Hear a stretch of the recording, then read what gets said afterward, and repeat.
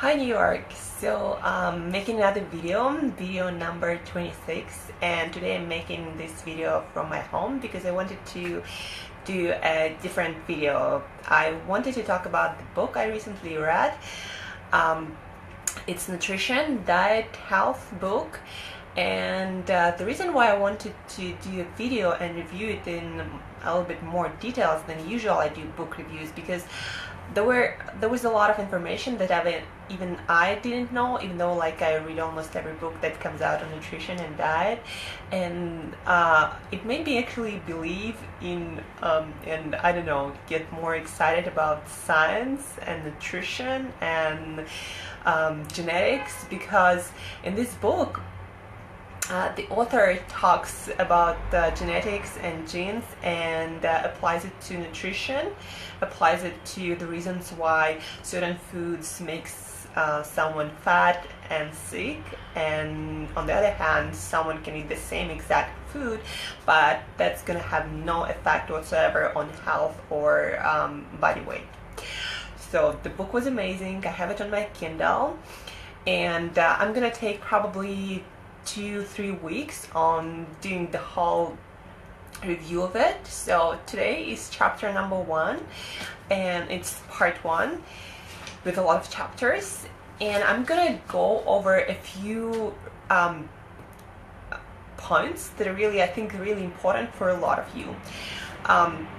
For example, you might not know, but your ancestors and the genes that they gave you might affect to a big extent the foods that you can eat. Why? Because those genes that your ancestors gave you make your body produce more of certain enzymes. They digest and process your food, creating certain nutrients or anti-nutrients and making your body either healthier or sicker.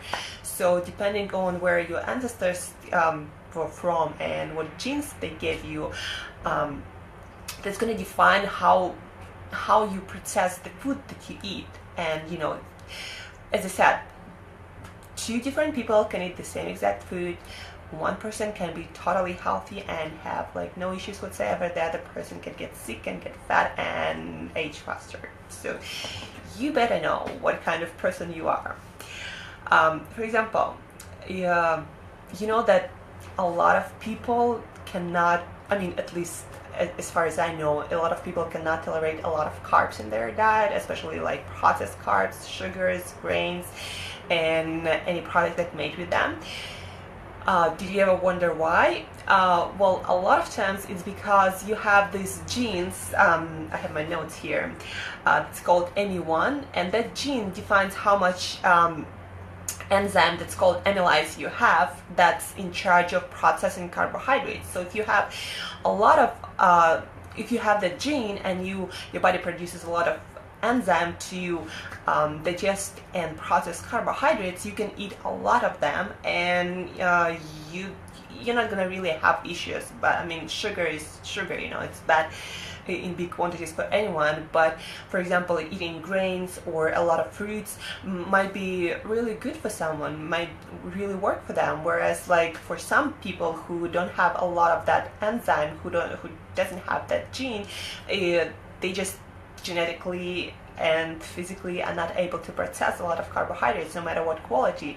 For example, me, I eat very low carbohydrate diet, 20-30 grams of carbohydrates, and no matter what kind of carbohydrates, like from fruits or from grains, if I eat too much of them, I don't feel good. I feel low on energy, like my skin starts to get worse, like everything starts to get worse in my health, like my hair, you know, I gain weight and all of that. And that's probably exactly because I lack that gene, ME1, that's responsible of producing that enzyme that's in charge of processing carbohydrates the right way. So if you're not able to eat carbohydrates in large quantities, then it might be you're genetically not supposed to be eating them. So no matter what you do, it's just not gonna change ever. So you either, you know, obey the laws of your genetics, or you get the consequences, basically getting sicker, fatter, and what's not, you know. Yeah, and in the book there is really simple cracker test, or you can eat like a piece of raw potato and chew it really well, and depending on how fast the taste in your mouth changes, uh, that's going to tell you how many carbohydrates you can consume. The faster the taste changes, the more carbohydrates you can consume. So for example, if the taste changes from 0 to 14 seconds, then you can eat more carbohydrates than for someone who chews that piece of raw potato and the taste changes in 30 seconds or more. So yeah, I'm in the last group. I'm not supposed to be eating a lot of carbs, but I kind of knew that already because they make me always feel like low on energy, sick, and all kinds of stuff. Anyway, that's really interesting piece of information for you. So some of us just not just carb intolerant, and you gotta deal with that. That's genetics. What else interesting was in the book? With allergies. You might notice that a lot of products are gluten-free, and a lot of people have some kind of gluten sensitivity or allergies, or a lot of conditions that are related to gluten. And yeah, gluten change itself, wheat product change themselves, but also a lot of products, especially in US, made with another ingredient that comes in a lot of processed products. Emulsifiers. That's basically detergent-like substance that they put in a lot of products to make them shelf stable, and especially a lot of baked products and products that contain gluten. So those emulsifiers, they make you sick, removing or washing away the mucus that protects your gut. So yeah, when you eat baked products, bread products, and a lot of processed foods in US, especially with those emulsifiers, then you basically destroying your gut microbiome, you're destroying your mucus lining that protects your gut and your intestines, and that's why you get all the troubles. You're not necessarily gluten sensitive or have gluten allergies, but you just your body is sensitive to that nasty stuff, emulsifiers that nobody likes to eat soap, and your body doesn't like it either. So before condemning all the gluten, go to your lab and make tests. Are you really gluten sensitive, or are you just eating all those emulsifiers and processed products on shelves that have indefinite life shelf?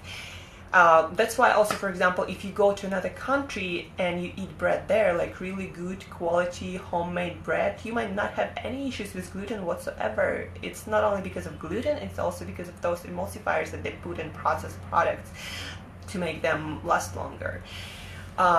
The same goes to dairy products. A lot of dairy on the shelves, especially in the US, that has the same kind of stuff, emulsifiers and all the other stuff that make dairy last longer, besides all the antibiotics and all the growth hormone that goes into cows, making milk not healthy at all for us.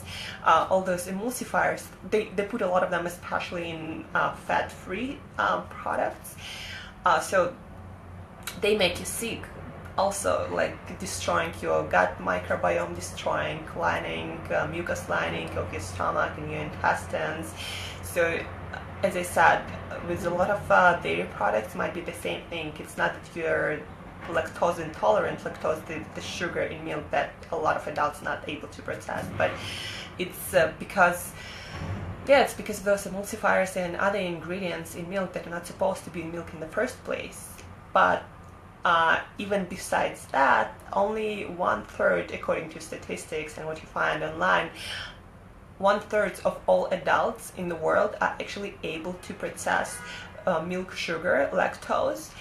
And if you're in that 1/3, then you can drink milk products because some of your ancestors were having a lot of dairy products in their diet, because probably a lot of other stuff was not available. So if you have a certain gene that allows you to process that milk, sugar, you're able to eat dairy. If you don't have that, that is 2/3 of the world, you're not able to eat, dairy products, because as a lot of mammals, grown-up humans, we just turn off that gene that makes us body produce that enzyme to process that lactose, milk, sugar. So basically, 2/3 of the world is not able to process that milk, sugar, and that's why also you might not be good with dairy products, meaning you have your stomach get bloated, you get gas, diarrhea, and a lot of other pleasant stuff. Check, also, if you go to a lab, you can find out if you're lactose tolerant or intolerant. Some products have less lactose and they can cause less problems, and those products are fermented products like kefir or yogurt, good quality yogurt without all these emulsifiers and stuff, and aged cheese like cheddar or parmesan, like good quality, as I said, without all that nasty stuff. So check if you're lactose tolerant or intolerant, and then eat accordingly. So let's do the recap. You gotta eat according to the genes you have, and the genes you have you inherit from your ancestors. So for example, if you don't do well on a lot of carbohydrates in your diet, no matter what quality, fruits, grains, processed, I'm not even talking about that, but if you're not able to thrive on a lot of carbohydrates, that means that your body is just physically not meant to digest a lot of carbohydrates. You don't have that gene that makes your body good at processing carbohydrates. So deal with that.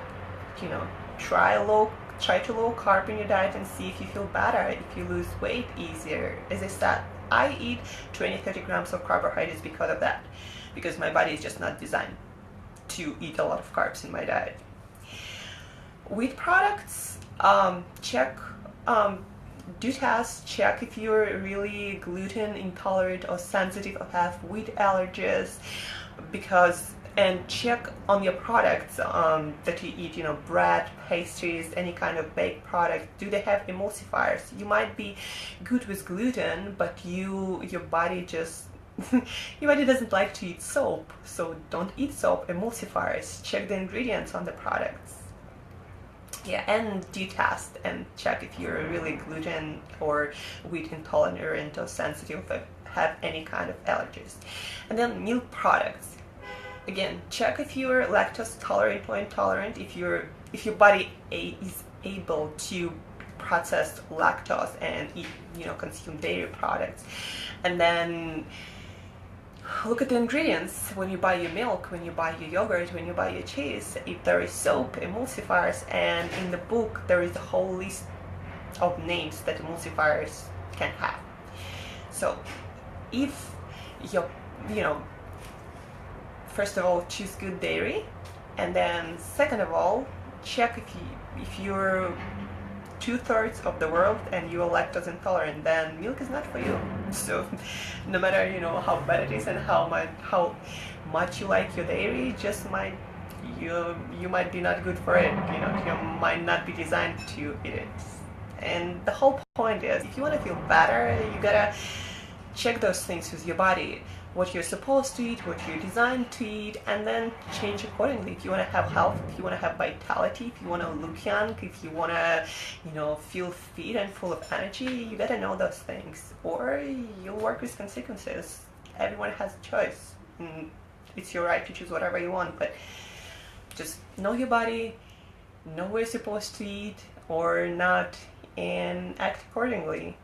And stay healthy, be useful, have a lot of energy, and that's all that about, because when you have a lot of energy, you have beautiful life. You have energy for life. If you have no energy, well, I don't know how people live when they have no energy. Yeah, for your bigger goals, bigger dreams, you need to have a lot of energy. And that's it for today. I'm gonna continue to review the book next Friday, because this book has a lot more information.